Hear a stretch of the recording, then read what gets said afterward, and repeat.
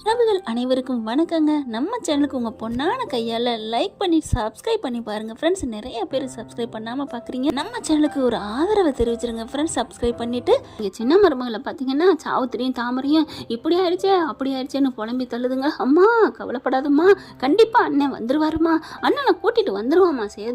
சேதை பற்றி நீ தப்பாக நினைக்காத, கண்டிப்பாக வந்துடுவான் அப்படி இப்படின்னு அழுதுட்டு இருக்காங்க. அம்மா நீ சாப்பிடுமா, அடிப்பாடி என் புள்ளாங்க சாப்பிட்டானா தண்ணி குடிச்சானா எதுவுமே தெரியலையே, நான் எப்படி சாப்பிட முடியும் அப்படின்னு இங்கே அம்மாச்சையா ரொம்ப கஷ்டப்பட்டுட்டு இருக்கு.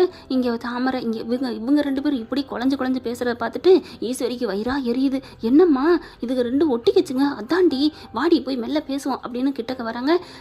என்ன அத்தாச்சி, என்ன இதை சாக்குன்னு வீட்டுக்குள்ள வந்து ஒட்டிக்கிட்டீங்க போல இருக்கு. உடனே தாமரையும் சாவுத்திரியும் நிமிந்து பார்க்குறாங்க. என்ன மதினி, என்ன நினச்சிட்டு இருக்கீங்க? இந்த வீடு அல்லோலகப்பட்டு போயிருக்கு, பாவம் எங்கள் அம்மா கஷ்டப்பட்டுட்டு இருக்கு, என் அண்ணன் இங்கே ஜெயிலில் போய் கிடக்குறாரு, இந்த இதில் நான் வெளியே தனியாக இருக்க முடியுமா என்ன அப்படின்னு சாவித்திரி சொல்ல, ஏன் நாங்களாம் இல்லையா என்ன, நாங்கள் பார்த்துக்க மாட்டோமா? பார்ப்பீங்க ஆறுதெல்லாம் பக்கத்தில் என் அம்மாவுக்கு நான் இருக்கிற மாதிரி நீங்கள் இருக்க முடியுமா என்ன, நாங்களும் பார்த்துக்குவோம், இதே சாக்கிட்டு ஒட்டுக்க வேணா கிளம்புங்க அப்படின்னு சொல்ல, அம்மா பாருமா உன் மருமகளை நான் போகணுமா, சொல்லுமா சொல்லு அப்படிங்கல. ஏய் ஈஸ்வரி சும்மா கடடி, நானே ஒவ்வொருத்தவங்களா பிரிஞ்சு போயிட்டாங்களேன்னு கஷ்டப்பட்டுட்டு வேதனையில் இருக்கேன், இவ என்னடானா இவ மட்டும் இருக்க ஆசைப்படுறா ஏண்டி அப்படி அடிவோம் என்ன?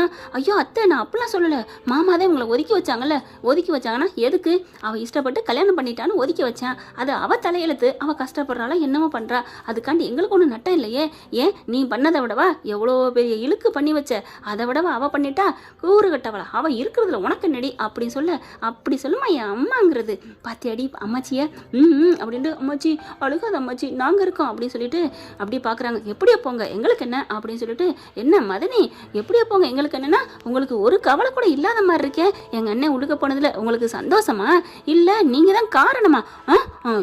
என்ன தாச்சி அப்படின்ட்டு நிற்காம எந்திரிச்சு அங்கேருந்து போகுதுங்க. என்னடி உன் அத்தை இப்படி பம்மிக்கிட்டு போகுது, அப்போ இவ தான் அதுக்கு காரணமாக இருப்பாளோ அப்படின்னு சாவுத்திரியும் தாமரையும் டவுட்டை கிளியர் பண்ணுறாங்க. இருடி எப்படியாவது கண்டுபிடிப்போம், இவளுக்கு தாண்டி ஏதாவது பண்ணியிருக்கணும் அப்படின்னு சொல்லிட்டு என்ன பண்ணலாம், இவளை வாட்ச் பண்ணுவோண்டி, இதில் ஃபாலோ பண்ணால் என்னங்கிறத கண்டுபிடிக்கலாம், இவளுக்கு முகத்திரை கிழிச்சு வீட்டை விட்டு அனுப்பணுண்டி அப்படின்னு சொல்ல, தாமரை உடனே ஆமாம்மா இவங்களை வெளியில் அனுப்பணும். அம்மா எனக்கு ஒரு சந்தேகமா.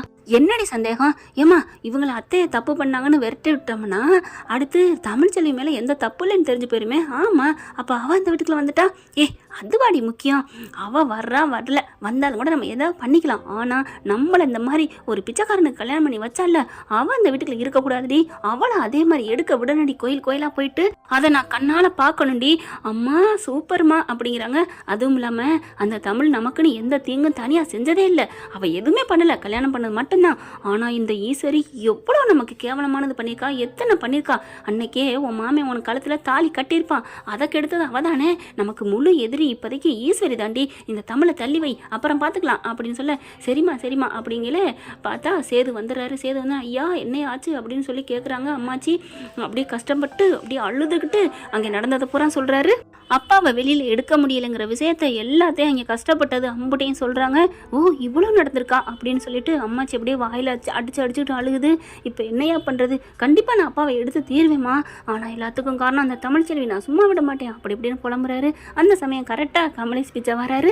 உள்ளார வரதை பார்த்துட்டு ஈஸ்வரி எல்லாம் இங்கே எதுக்கு வந்த, நீ யாரு அப்படின்னு கேட்க, தாமரையும் சாவுத்திரியும் அதே மாதிரி தான் சொல்கிறாங்க. என்ன தாமரை நீ இங்கே இருந்தா நான் இங்கே தானே வர முடியும், நீ பாட்டுக்கு இங்கே வந்துட்ட, அப்புறம் உன் புருஷன் நான் எப்படி அங்கே இருக்க முடியும், வாடகை கொடுத்து வீடு பிடிச்சி வச்சிருக்கேன் உனக்காண்டி, வாங்க கிளம்புங்க, நான் ஒன்று இந்த வீட்டில் இருக்கிறக்கு இல்லையே அப்படின்னு சொல்ல, உடனே அம்மாச்சி பார்க்குது, போடா அவளை இங்கே இருப்பாளுகடா, இந்த வீட்டை பிறந்தவளுகடா அப்படின்னு சொல்ல, நான் என் பொண்டாட்டியை விட்டா நான் போகிறேன், இல்லைன்னா இங்கே தான் இருப்பேன் அப்படின்னு சொல்ல, என்ன இவன் இங்கே இருக்கணுங்கிறானே அப்படிங்கல. சேது அப்படிங்கல, ஐயோ யார் இருந்தா என்ன யார் போனா என்ன, என்கிட்ட எதுவும் சொல்லாதீங்க, இருந்தா இருக்கிறாரு இல்லைன்னா போறாரு, என் ஆளை விடுங்க அப்படின்ட்டு போயிடுறாரு. அப்புறம் பார்க்குது, பாரு என் சகலையே இருக்க சொல்லிட்டாரு. என்னது சகலையா? ஆமா தாமரை உன்னை கட்டிக்கிறவரு எனக்கு தம்பியோ அண்ணனோ தானே, உனக்கு அண்ணனா அவரு, சரி விடு தம்பி, என் தம்பியே இருக்க சொல்லிட்டான், நான் இருப்பேன், உன் ரூம் எது தாமரை அப்படின்னு சொல்லிட்டு இருக்கீங்களே, இதுதான் போயிருவியா இதுதானா காமிச்சு கொடுத்துட்டீல, இந்தா போகிறேன் அப்படின்னு உள்ளுக்க வேகமாக போய் மெத்தையில் படுத்து உருள்றாரு. ஈஸ்வரி வருது. ஐயா என்னது கோயிலில் திரியிறவங்க இங்கே கூட்டாந்து வச்சுட்டு, அத்தை இதெல்லாம் நல்லாவா இருக்கு அப்படின்னு சொல்ல, ஏன் நீ எனக்கு அவனை கட்டி வச்சியே, அப்போ உங்களுக்கு நல்லாவா இருந்துச்சு, அப்போ உங்களுக்கு தெரியலையோ அப்படிங்கல. அம்மாச்சி பார்க்குது. என்னடி சொல்கிறீங்க? ஆமாம் அம்மாச்சி, இது எல்லாத்தையும் பண்ணது இதோ உன் மருமக தான். ஏண்டி நீ ஆடி பண்ண? ஐயோ அப்படிலாம் இல்லை அம்மாச்சி, எனக்கு ஒன்றும் அது இதுன்னு சொல்லி மழுப்புது, நிறுத்துங்க அப்படின்ட்டு. அம்மா உன் பேத்திக்கு இந்த மாதிரி மாப்பிள்ளையை கட்டி வச்சது இவதாம்மா அப்படின்னு சொல்ல, ஏண்டி இப்படி பண்ண அப்படின்னு முதுகில் அடிக்குது பக்கத்தில் நிற்கிற ஈஸ்வரியா. அத்தை அதெல்லாம் இல்லைத்த, நானா பண்ணலை, அவளுக்கு தான் விரும்பி பண்ணிக்கிட்டாங்க அப்படி இப்படின்னு மழுப்புது. ஆமாத்த, இப்போ என்ன அவங்க பண்ணதுக்கு அவங்க அனுபவிக்கிறாங்க, அதுக்கு நான் என்ன பண்ண முடியும், நீ வாடி அப்படின்னு சொல்லிட்டு மகளை கூட்டிகிட்டு போயிடுறாங்க.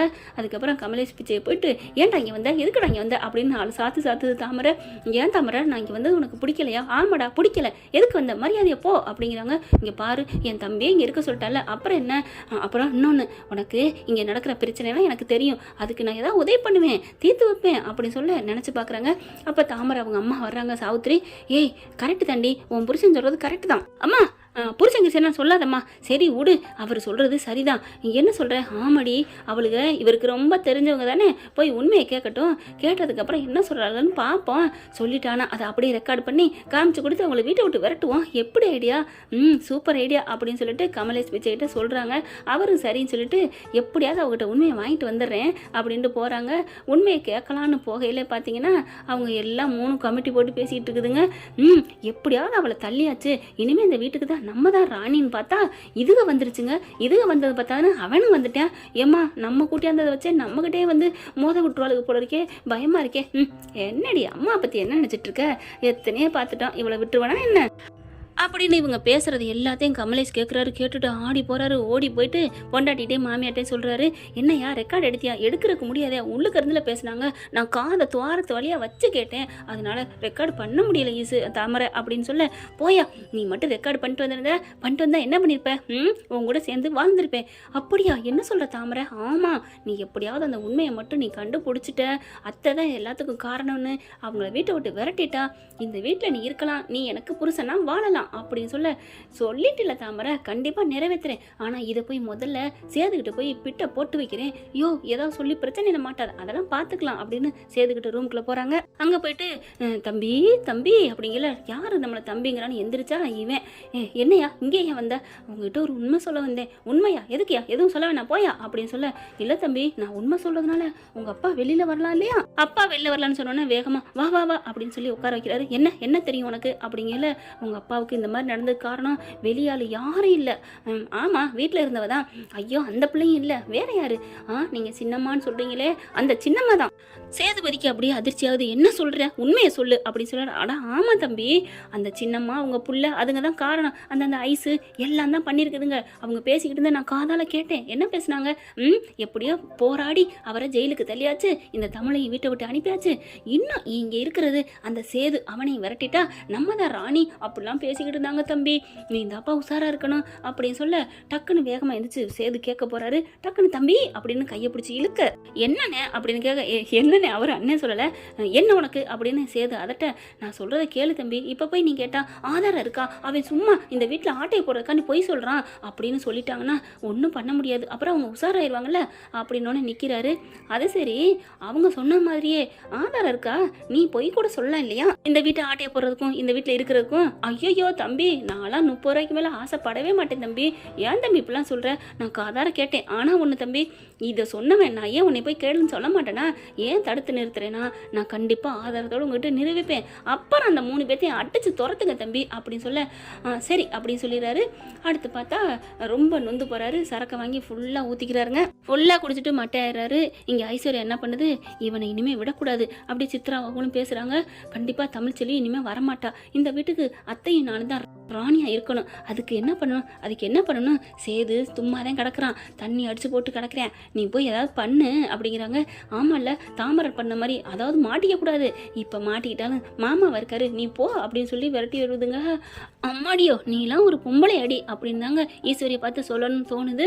இந்த பிள்ளை என்ன பண்ணுது, நல்லா பர்ஃப்யூம் போட்டுக்கிட்டு கிணிக்கிக்கிட்டு அங்கேருந்து நைஸ் ட்ரெஸ்ஸாக போட்டுக்கிட்டு அங்கேருந்து கிளம்புது. சேதுபதி வீட்டுக்குள்ளே போகுது. யாருந்தே இல்லையே, கேப்பாரற்ற வீடு மாதிரில கிடக்குது, எல்லாம் களைஞ்சு போச்சா, சபை களைஞ்ச மாதிரி உள்ளுக்கு போனால் இவர் நல்லா கடிச்சிட்டு குப்பரை அடிச்சுட்டு, ஏய் நீ இப்படி எங்கள் அப்பா உள்ளார அனுப்பிட்டுலடி, உன்னை நான் சும்மா விட மாட்டேன்னு புலம்பிகிட்டே இருக்கேன், அவன் எனக்கு வயிறு எரியுதுடின்னு சொல்லி புலம்பிகிட்டு இருக்காரு. அப்போ போய் பக்கத்தில் உட்காருது. மாமா என்ன மாமா, ஏன் மாமா கவலைப்படுற, இந்தா மாமா வெறும் வயிறில் படுக்கக்கூடாது மாமா, பாலை குடி மாமா அப்படிங்கிறாங்க. பாலா பாட்டி பாலா அப்படிங்கிறாங்க. அடப்பாவி, போதையில் கூட என்னை பாட்டிங்கிறானே, நான் என்ன பாட்டி மாதிரியா இருக்கேன் அப்படின்னு தன்னைத்தானே குனிஞ்சு பார்த்துக்கிறாங்க. நல்லா அழகாக கிளாமராக தானே இருக்கேன், இவன் பார்த்தா தானே பார்க்காமலே பாட்டி நினைப்பில் இருந்து சொல்கிறான். மாமா என்னை பாருங்க மாமா அப்படின்னு தூக்கி உட்கார வைக்க அதுதான் அந்த பிள்ளைக்கு வேணையாகுது. பார்த்தோன்னா பார்க்குறாரு.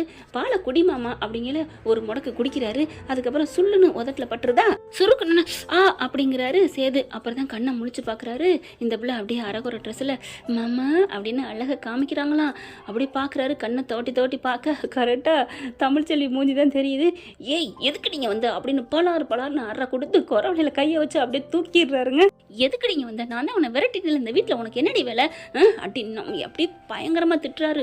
என்ன பண்ணுறதுன்னு எடுபட்ட நாய், நீலாம் ஒரு மனுஷியாடி, எங்கள் அப்பா உள்ளார தள்ளிட்டு இங்கே வந்து சீவி சிங்காரிச்சு இங்கே வந்திருக்கியா, அப்படி சொகங்கான வந்தியா, உன்னை நான் தொடுவனாடி அப்படின்னு சொல்லி பலார்னு அறைய. ஐயோ இதுக்கு மேலே விட்டா நம்மளை கதை கந்தலாக்கிடுவேன்ட்டு, மாமா நான் ஐசு மாமா, நான் தமிழ் இல்லை, நான் ஐசுன்னு சொல்ல அப்படியே போதை தெரியுது. அப்படியே விடுறாரு. அப்படி தண்ணி எள்ளி மூஞ்சில் அடிச்சுக்கிறாரு. நீயா என்னப்பா அப்படின்னு சொல்ல, மாமா உங்களுக்கு பாவம் பட்டினியாக கிடக்குறீங்கன்னு அம்மாச்சி தான் அதை கொடுத்து விட்டுச்சு, கொடுக்கலான்னு வந்தா நீங்கள் இப்படி பிடிச்சிட்டீங்க, சாரி ஐசு, ஐயோ நான் அவளை நினச்சிட்டேன், அடிச்சிட்டேன், மன்னிச்சுக்க அப்படின்னு சொல்லிட்டு அப்படியே தலைகாணியில் சரியிறாரு. கவலைப்படாத மாமா, நான் உனக்கு மருந்தாக இருக்கேன் அப்படின்னு தலையை கோதி விடுறாங்க. எனக்கு தலை வலிக்குது, என்னை மன்னிச்சுக்க அப்படிங்கிறாரு. உடனே தைலத்தை எடுத்துகிட்டு வந்து தலையில் தடை விடுதுங்க. மடியில் உட்கார வச்சு, ஐசு நீ எனக்கு எவ்வளோ ஆறுதலாக இருக்க, ஆனால் அவள் என்ன பண்ணிட்டு போயிட்டா, என்னையே நோகடிச்சிட்டு போயிட்டா அப்படின்னு சொல்லிட்டு அழுகிறாங்க. அழுகாதீங்க மாமா அப்படின்னு அப்படியே கண்ணத்தை வரடி கொடுக்குறாங்க. அப்படியே தோளில் அப்படியே கண்ணுலேருந்து கண்ணீர் வடியுது, அதை தடவி கொடுக்குறாங்க. நீங்கள் கவலைப்படாதீங்க மாமா, நான் இருக்கேன் அப்படின்னு நெத்தியில் முத்தம் கொடுக்க படார்னு முழிச்சிடுறாரு. சுதாரிப்பு வந்துடுது. ஏய் நீ வெளில போ, நீ என்ன பண்ணுற அப்படின்னு சொல்ல, என்ன மாமா இந்நேரம் வரைக்கும் ஆறுதலாக சுகமாக இருந்துச்சா, என்னை அப்படியே தாங்கி பிடிச்சிட்டு இருந்த, இப்போ என்ன மாமா, ஏய் போ அப்படிங்கிறாங்க. இல்லை நான் ஆறுதலாக நான் இருக்கிறேன், விடிஞ்சோன்னு போகிறேன். இந்த கதை வேணாமா, ஏற்கனவே ஒருத்தி தாமரைங்கிறவ அப்படி தான் வந்து என் வாழ்க்கையை சீரழிச்சா, இப்போ நீ வேறையா, ஆளை விடுங்கடா சாமி, இந்த பொம்பளைங்களே இப்படித்தான்.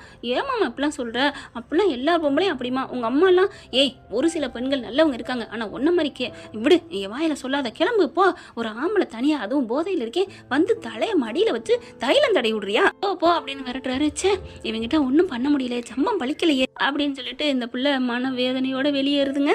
என்ன ஃப்ரெண்ட் இப்படி போனா நல்லா தானே இருக்கு, பார்க்கலாம் என்ன நடக்க போகுதுன்னு. தேங்க்யூ. இந்த வீடியோ உங்களுக்கு பிடிச்சிருந்தா தயவு செய்து லைக் பண்ணுங்க. இன்னும் அப்டேட்ஸ்க்காக சேனலை சப்ஸ்கிரைப் பண்ண மறக்காதீங்க. நம்ம கிட்ட இருக்க எல்லா சேனல்ஸோட லேட்டஸ்ட் வீடியோ அப்டேட்ஸ்க்காக மேல ரைட் சைடுல காட்டுற லிங்கை கிளிக் பண்ணி வாட்ஸ்அப் குரூப்ல ஜாயின் பண்ணுங்க. உங்களிடம் விடைபெறுவது நான் உங்கள் மெஹர்.